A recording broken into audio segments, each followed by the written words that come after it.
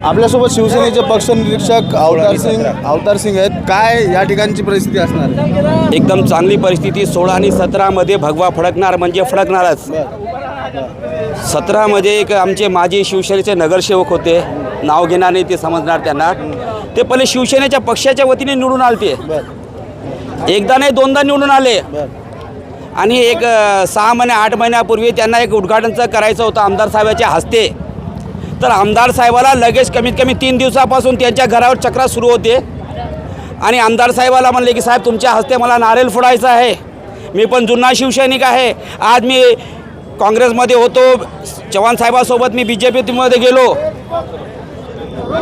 तो मागे पण साहेबाच्या मागे पुढं करतो. साहेबाच्या हस्ते नारळ फोडायचा म्हणून त्यानं साहेबासाठी 5 ते 6 तास त्यानं वेळ साहेबचा वेट करत होता. साहेब आत्ता येणार, साहेब तवा येणार, साहेब आत्ता येणार, साहेब तवा येणार.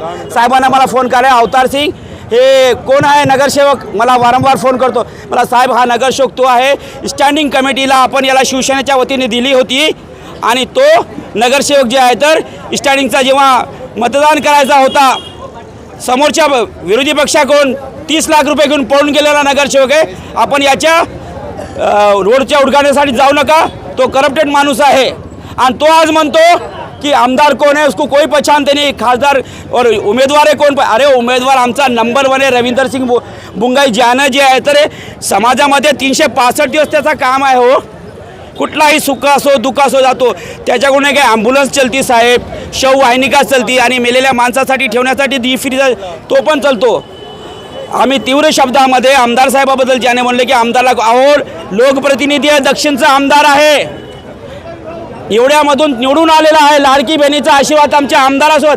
तो आमदाराच्या विरोधात म्हणतो की आमदारला मी ओळखत नाही. काहीतरी लाज वाटली पाहिजे. हो, राजकारण असतो, एवढ्या खालचं राजकारण. ते आमदार देव माणूस आहे. हो, शेतकरी पुत्र आहे.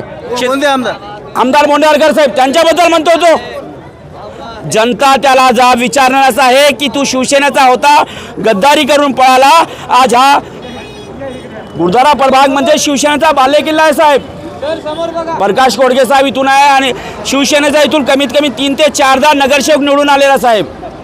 माजी आपले राजेंद्र कोडगे साहेब होते. असे शिवसेनेचे खूप भागवंत, जयवंता, ज्योती महेंद्रकर, किती नगरसेवकाचे नाव सांगू साहेब मी गुरुद्वारा प्रभागामध्ये, कारण मी 25 वर्षापासून काम करतो साहेब.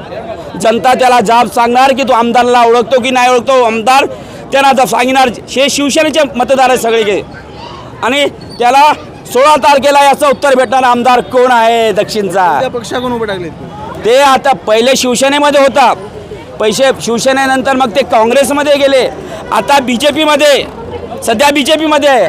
आणि भविष्यामध्ये मला वाटते तो MIM मध्ये जाऊ शकतो. काय की कारण राजकारणासाठी एवढं खाली पडणारे या लोकांना जनता धडा शिकविणार. बुंगाई साहेबांनी फोटो काढून टाकले घरातले सगळे अशोक चव्हाण. बरोबर केला ना साहेब, त्याला न्याय भेटत नाही साहेब. काय करणार. अशोकराव चव्हाण आदर्श पुत्राच्या पाठीमागे धावू नको, त्याला सांगतो आम्ही. आमच्या गुर्तागद्दीमध्ये त्या माणसाने पैसे खाल्ले साहेब. गुर्तागद्दीचा केंद्रबिंदू काय पाहिजे साहेब, गुरुद्वारा पाहिजे. गुरुद्वाऱ्यापासून तुम्ही सुरू करा ना साहेब. गुरुद्वाऱ्याला सोडलं साहेब, आपल्या कारखान्याकडे रोड, फलीकडून रोड. आणि ते तर सोडा, त्यावरचे जे माजी नगरसेवक होते, आमदार होते, त्यांनी आपल्या ओपन प्लॅटामध्ये ड्रेनेज लाईन देव त्यांना दाखविणार. काय गत झाली साहेब. दिल्लीचा माणूस आमच्या गल्लीमध्ये फिरतो. आज कमीत कमी गुरुद्वारामध्ये 5 सभा झाले हो साहेब. आता थोड्या वेळानं अजून एक सभा. दिल्लीतला माणूस शिवसैनिकाला घेऊन गल्लीमध्ये येतो. हे शिवसैनिकाची ताकद बघा साहेब. वजन कमी करतात वाटतं स्वतः. वजन काय म्हणताय साहेब, त्यांना झालं धोबी का कुत्ता घरकाना घाट गत झाली साहेब त्यांची. काय गत आहे व साहेब. एक खासदार निवडून आणू शकत नाही साहेब तो. अहो प्रताप पाटीलला हे नव्हते, आम्ही निवडून आणलो. आमच्या बोंडारकर साहेबांनी निवडून आणलं प्रताप पाटीलला.